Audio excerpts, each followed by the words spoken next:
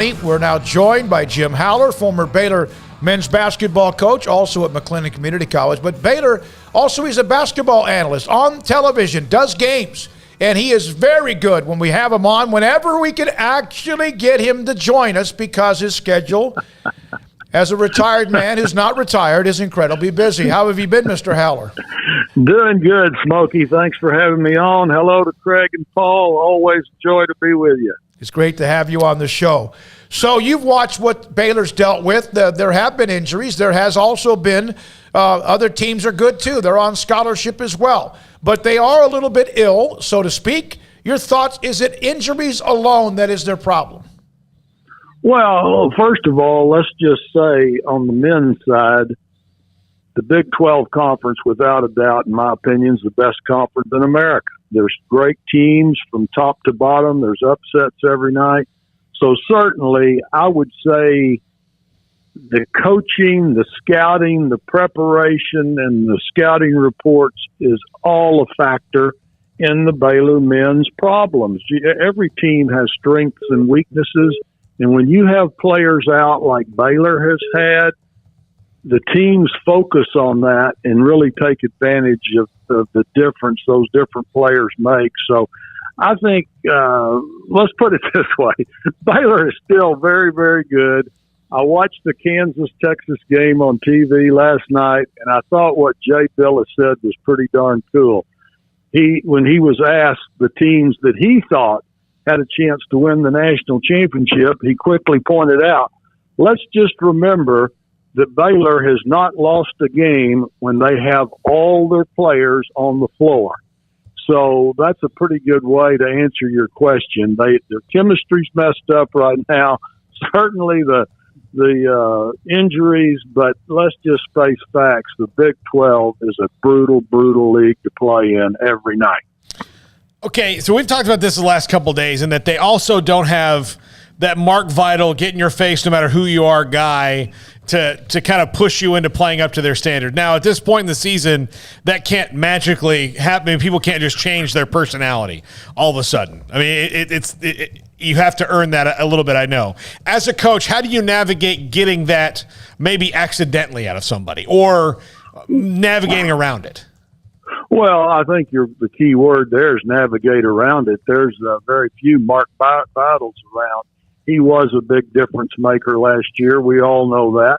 They don't have a player like that this year, but they do have in Sohan and Brown two very, very athletic 6'8" kids that can go on the perimeter and cause havoc for the opponent. But Vital's not there. You just got to come up with some other plans to alleviate power players in the paint. And this continues to be a work in progress, and I feel sure if anybody can figure it out, Scott Drew and his staff can.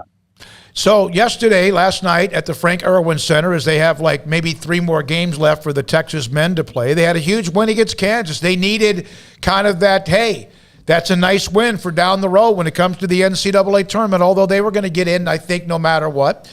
But how much can what happened in Lubbock a week ago help a team actually somehow, Jim, come together even in a bad environment, tough loss, emotional loss, and yet since that time they've blown out Iowa State and then just beat Kansas? Well, there's no doubt every game you play should help you down the road, and Texas Tech and Texas are probably the two most physical teams in the league. They faced each other. They learned from it. Kansas is very physical. Texas handled that, I'd say, pretty well last night. But Texas is talented, man. There was a lot of people saying at the start of the year they were a Final Four team when all these transfers meshed, and we're seeing them get better. But let's keep all this in context. I think a lot of people might be slightly overreacting to Baylor because of what happened in Lawrence. Well, what happened in Lawrence 2 Saturdays ago when Kentucky demolished Kansas made that Kansas team more motivated, probably helped their chemistry, their motivation, whatever.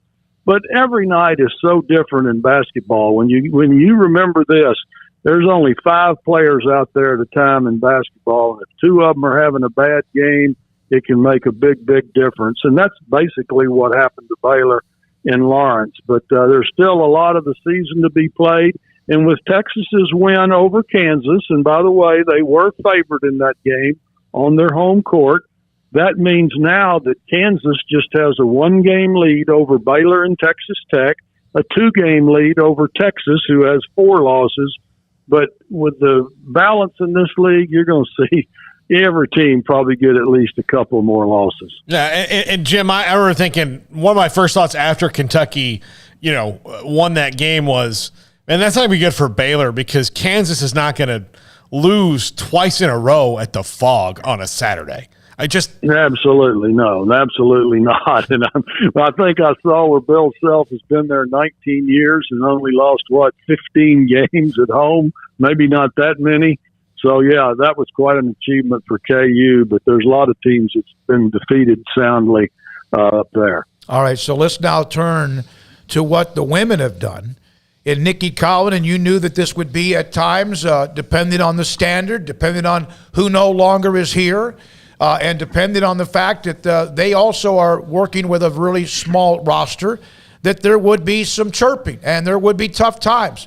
How tough do they have to be able to do what they did after what was a gut-wrenching loss to Oklahoma almost a week ago?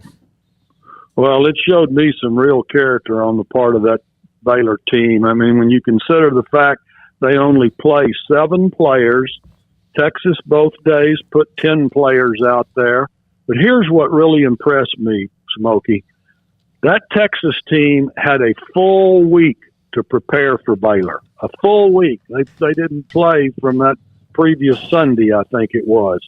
Baylor had to play a very good Oklahoma team on Wednesday night, yet they came back and were able to win on Friday and Sunday. That could be the real spark this team's been looking for. But I think this game tomorrow night here against K-State is a big, big one. The women only have 3 losses, and they've got 3 now coming up at home. They can put themselves right back in the driver's seat in this conference. And this is a big one, I say, if they can win tomorrow night, because they're going up against Ayoka Lee, who, remember, about a week ago set the new NCAA scoring record with 61 points, and she had 33 against Baylor the first time when they beat the Baylor women by 9 to open conference play. But a big resounding yes to your question. That team did show me something, and I think they're really maturing at the right time. Is part of that maturing now they understand the style of basketball that they're supposed to be playing with the new coach? Well, I agree with that statement, but here's the issue I've got that's going to be a problem. You can say new style of play. I don't think the offensive side's the problem. I think it's more on the defensive side. And when you've got these little bitty guards out there, 5'6", 5'7" for Baylor, and remember, this is a Baylor program that's used to having Dee Richards at 6'1". You can go on down the line, some big guards. Well, now you take the matchup tomorrow night. Everybody seems to be concerned about the 6'6" lady in the middle, but K-State plays all guards that are 6 foot or taller. Their point guard is 6'1". So I think when they get their defensive rotations just a little tighter and a little better, that could be the real difference in if this team can make a run for their 12th straight conference championship. I personally think they can. I think if they can win tomorrow night, I think they could go on a real run, because you got to remember they've already played Oklahoma twice. They will have played K-State twice. They played Texas twice.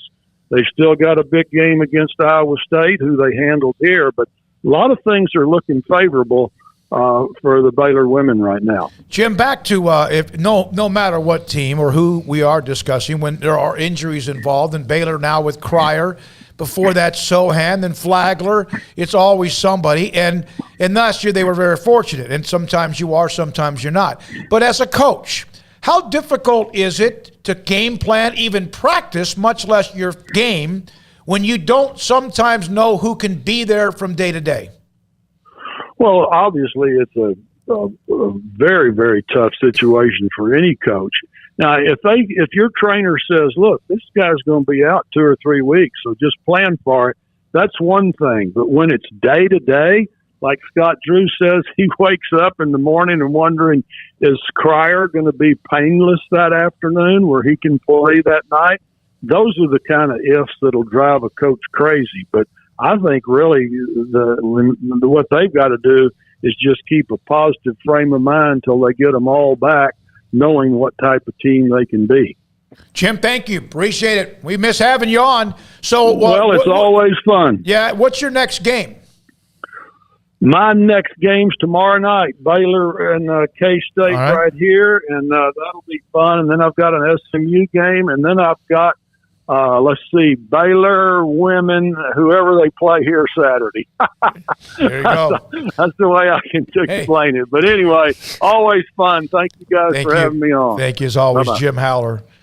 You want a guy that can give a guest speaker, MC a banquet, handle a room. That's him.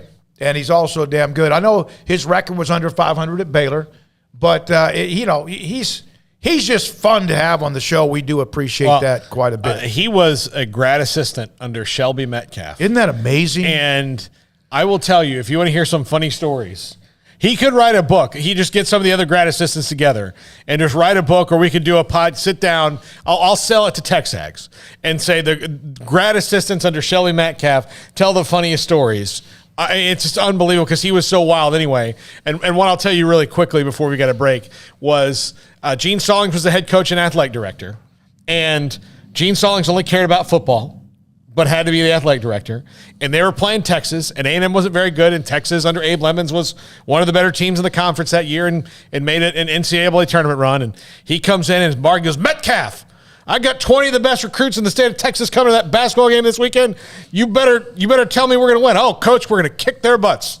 Texas doesn't have what we have. You have no idea. We have a talented team. And slams the door and leaves the room. And Howler turns to Metcalf and goes, Coach, we've won 4 games. He's like, hey, you didn't know that.